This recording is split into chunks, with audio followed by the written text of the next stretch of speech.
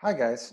So in this lecture, I'm going to be looking at what happens when we've got current carrying wires near each other. So there'll be some interaction between these wires because, well, they're both carrying current and they're both generating a magnetic field. And so we're going to look at if that interaction is attractive, repulsive, or if it depends on maybe which way the currents are going. To start this off, we're going to look at a YouTube video from MIT.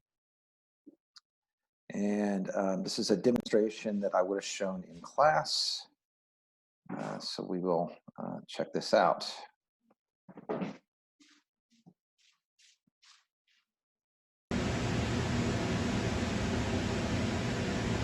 So we've got a 12-volt battery and then some wires there.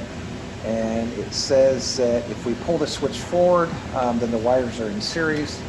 If we flip the switch backwards, the wires are in parallel.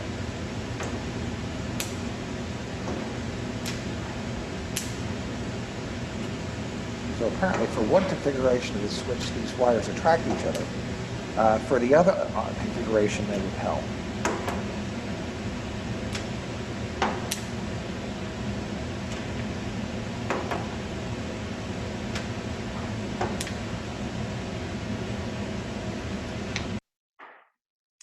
All right, so there's our little demonstration video, and now we are going to take a look and hop into the PowerPoint, and I'm going to ask you guys a question. So based on that information that we had there, here's the question I've got for you. And maybe let me minimize my face so that we can actually read everything there. It says we've got two parallel wires. Those wires have current going in the same direction. But in this case, the currents are different magnitudes. Now, in the video we watched, the currents would have been the same magnitudes because it was the same power source, and we can assume that the wire had the same resistance throughout, so on and so forth. But for this question, the wires have different magnitudes. Wires have currents that have different magnitudes. Current in wire A is I, and the current in wire B is 2I. So which of the following statements is true then? And I would like you guys to pause the video to think about this, see if you can come up with a response on your own. And then, of course, go ahead and play the video and see what the correct answer is. So pause.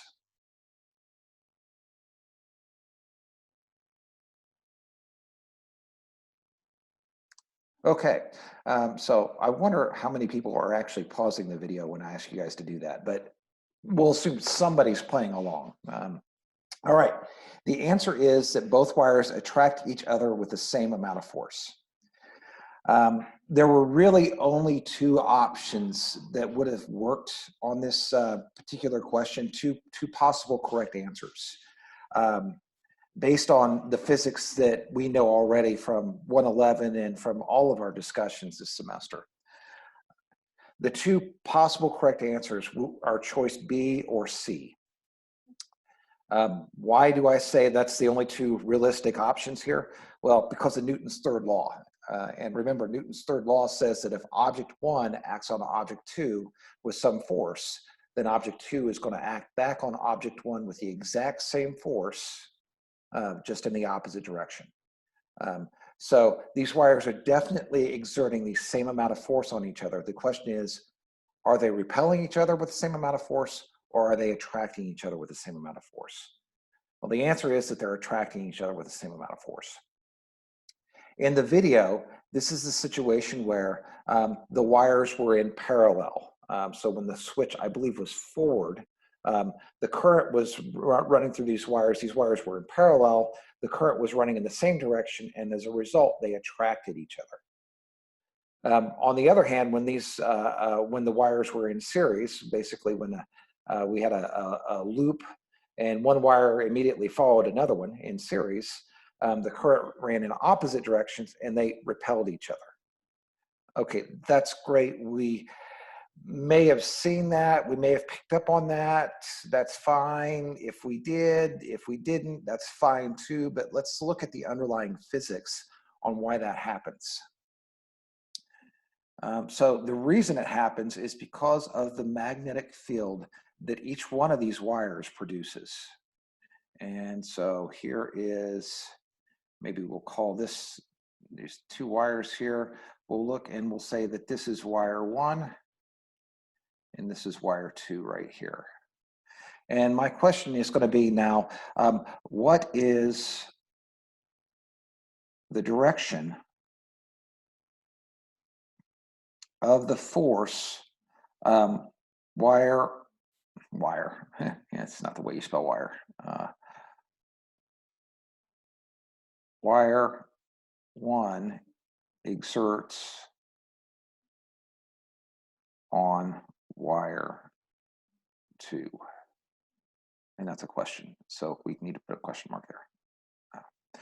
All right, so in order to do this, I want to think about the direction of the magnetic field due to wire 1.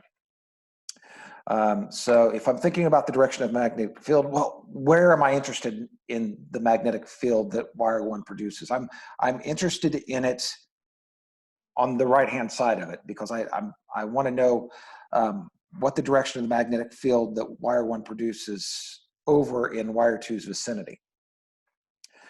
So I pull out right-hand rule number 2. Right-hand rule number 2 says that the thumb goes in the direction of the current. And let's see, where am I interested in the magnetic field? I'm interested in it over on the right-hand side of wire 1. So my fingers go on the right-hand side of my thumb, and my fingers are pointing away from me. And of course, the view is mirrored because of the camera and so on and so forth. But if you're sitting here and doing this, and you're holding your hand up, and you've got your fingers to the right of your thumb, your fingers are definitely pointing away from you towards the screen. That means that over here in wire 2's vicinity, that this magnetic field due to wire 1 is pointing into the page, into the screen. Okay, so wire 1 is over, or excuse me, the magnetic field due to wire 1 to the right of wire 1 is into the page. If I were interested in it over here, then it would be coming out, but I don't really care over there because I'm looking at the interaction between the wires. All right, that's the direction of the magnetic field due to wire 1. What about the direction of the force that magnetic field exerts on wire 2?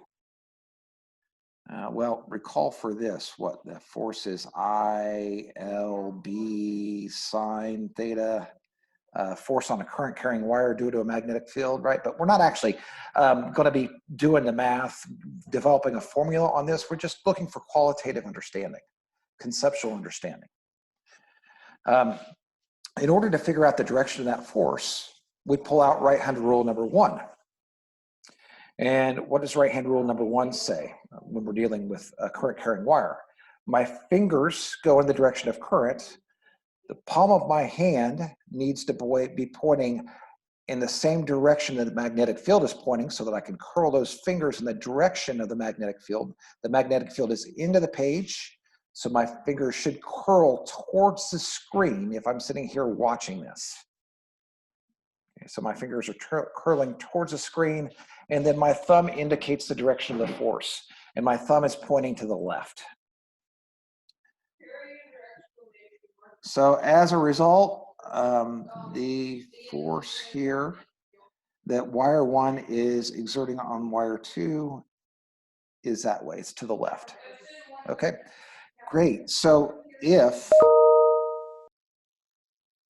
F12 is to the left, then, well, Newton's second law tells us that F21 has got to be the exact same size as F12, and F21 then is going to point to the right. All right. So hopefully that's good. We'll see here what's next. All right. Okay, so here again, we've kind of explicitly said what happens when we've got two wires where we have the current going in opposite directions. So if the current's going in opposite directions, these are going to repel each other. If the current's going in the same direction, then these are going to attract each other. And we know this because we go through that whole analysis of figuring out direction of magnetic field with right-hand rule number 2, and then direction of force with right-hand rule number 1. The same as I just walked us through there.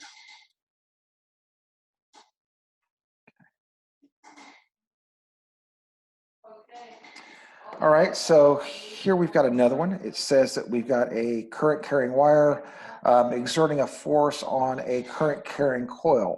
And we're asked the question, well, is the coil attracted to or repelled by the wire? So pause and think about this for a minute before I give you guys the answer. So pause. All right. So the answer here is that this is going to end up being attracted. So my coil is going to end up being attracted to this long straight wire. Why? Because right there it's going to experience an attractive force on that stretch of wire that's close to this long straight wire. It's going to experience a repulsive force there, but because of the increased distance, those two forces are not going to balance. So we're going to end up having a net attraction. So that's why the forces are imbalanced. So we end up with a net attraction. All right, guys. So I hope this was informative. This will help you to answer some of the later questions in the homework assignment that's due on Friday. All right.